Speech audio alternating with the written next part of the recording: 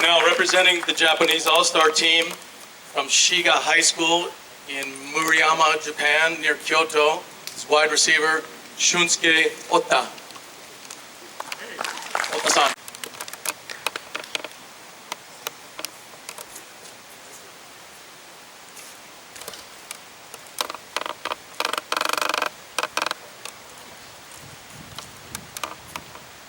Hello everyone. Thank you for this ceremony and supporting us. I'll talk to you about one story which I experienced. A few years ago, one elderly woman moved to my hometown, Shiga. She was at Hiroshima when the atomic bomb was dropped at there. She was suffering from after effects by nuclear weapons so hard. And after a few years later, she died from this effect. Before her death, I had a time to ask her about peace. She said, in the future, people who experience that word, number of these people will decrease. So we have to talk about future peace rather than telling foreigners about only our history. I agree with it. Everyone out here, just a little moment is okay. Please think and talk peace with your family and friends. Thank you for this ceremony and my host family, Nagali. And so, really thank you very much. And this, the Pacific member, our friends, so very thank you. That's all, thank you.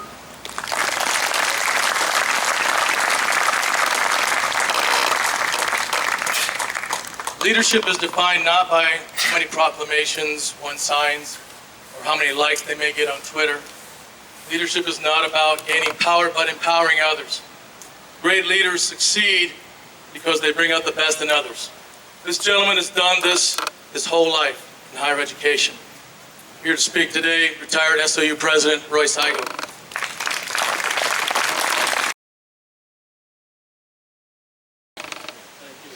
Thank you, Coach. Hello, everybody. So wonderful to see everybody here. 私の名前が広文最後です。私の親が和歌山市から来たの。Welcome everybody. My name is Roy Saigo. My family came from Wakayamashi in Japan, the Kansai area from which the football players and families arrived here in Ashland. You know, we talk about history, but when we read history, it is pretty sterile and without emotion. I want to talk about my family's experience of what we went through during World War II when the American forces were fighting the Imperial Japanese Army. My mother was born in San Francisco, and when her mother died in childbirth, she had to return to Japan in the Wakayama area with her two younger brothers and father. My father came to the United States when he was 18 years old. Soon after, my mother joined him, and they were married. Both my parents spoke very little English and did not know much about the culture, but settled in rural Northern California. Despite limited education, language, and culture, the life was fairly good and mellow. Then the war broke out. One day, posters through the federal government and a presidential executive order that all people of Japanese ancestry must leave the West Coast in 10 days. They can only take what they can carry.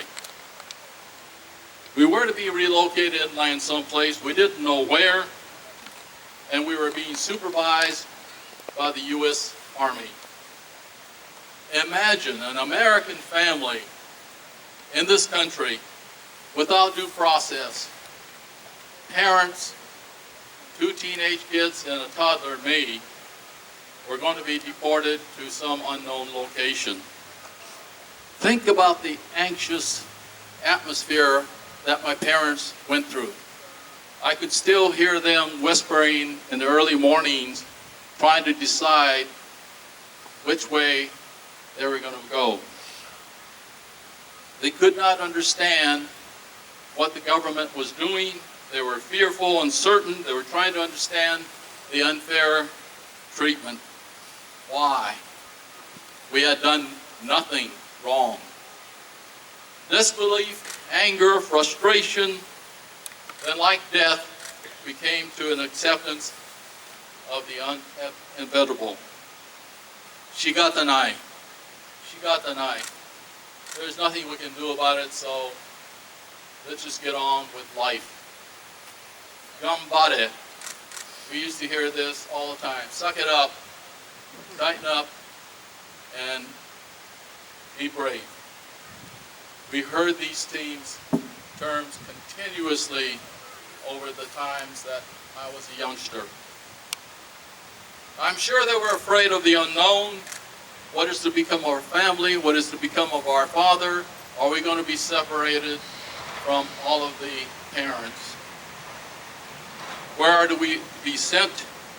Are we going to finish and be exposed to a dangerous situation?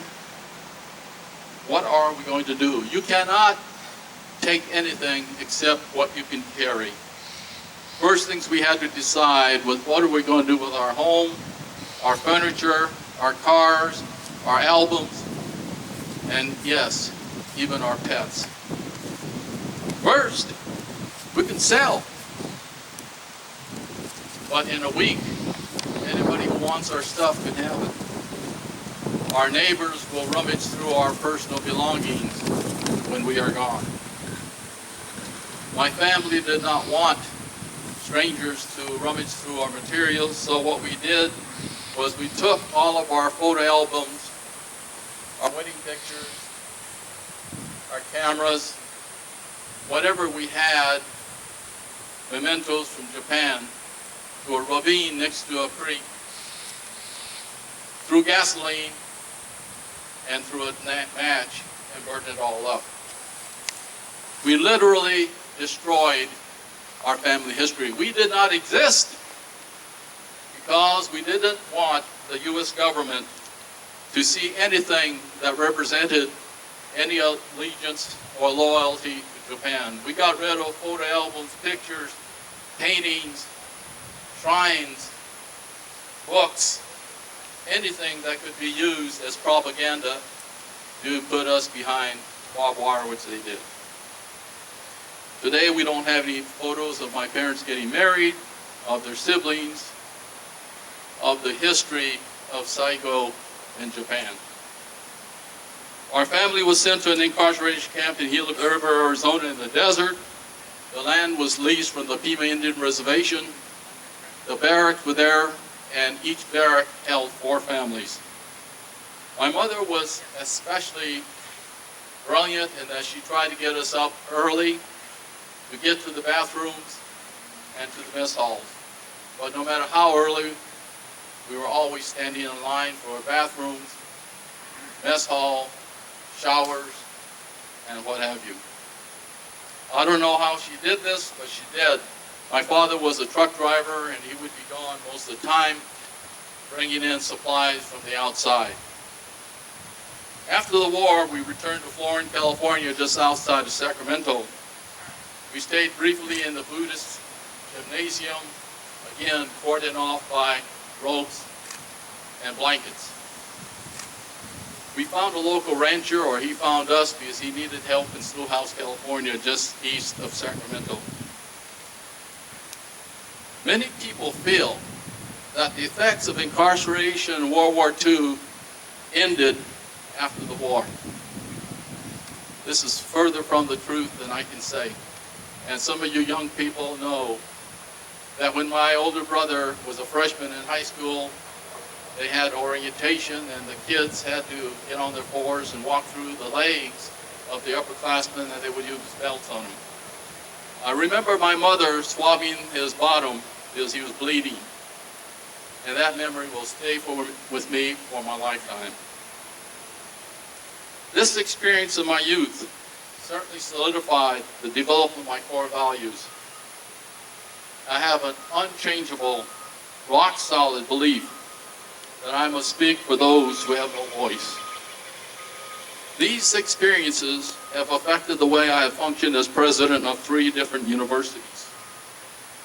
Most of the time, it has created a wonderful experience and acceptance, but in a few instances have developed a wall of resistance and retaliation.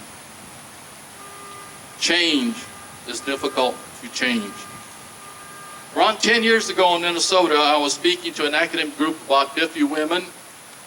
My topic was my experience during World War II.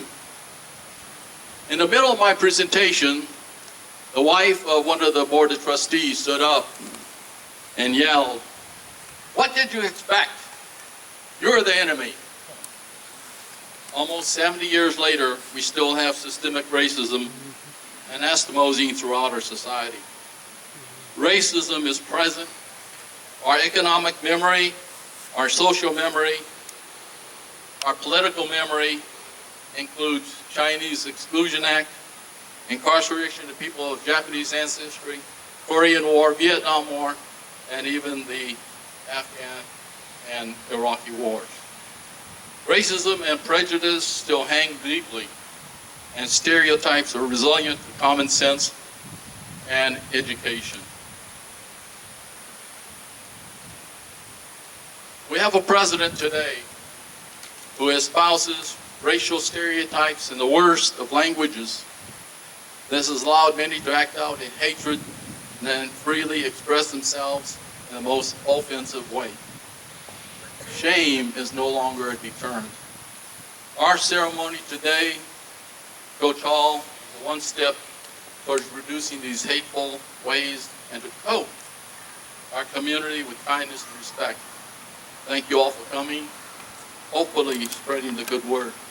Peace depends on all of us. Thank you very much.